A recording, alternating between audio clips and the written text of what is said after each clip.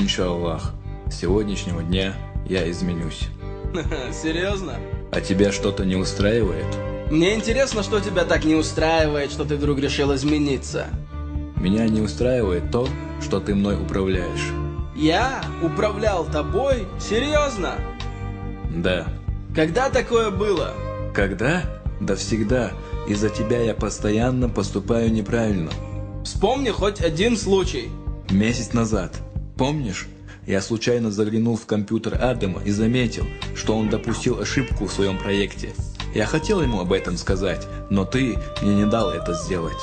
А, ты про тот случай, после которого повышение получил ты, а не он. Я не управлял тобой, а просто дал совет, и именно это помогло тебе добиться повышения. Не забывай про это. Дал совет?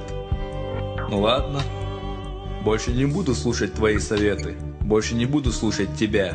Не будешь? Почему? Разве нам с тобой не было весело? Мы же отличная команда. Ты хочешь это потерять?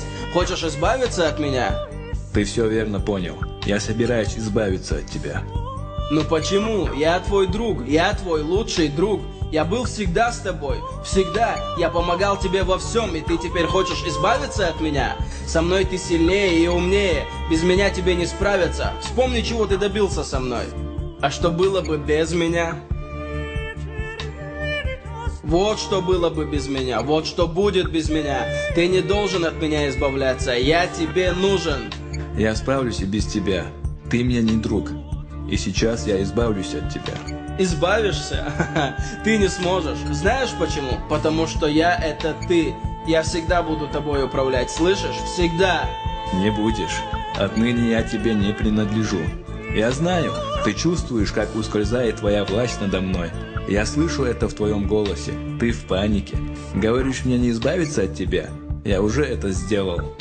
Я вернусь, запомни, я скрываюсь в таких мелочах, о которых ты даже не подозреваешь. Стоит тебе потерять бдительность, как я вернусь. Я всегда рядом, и своего момента я дождусь. Спасибо, что предупредил. А теперь прощай.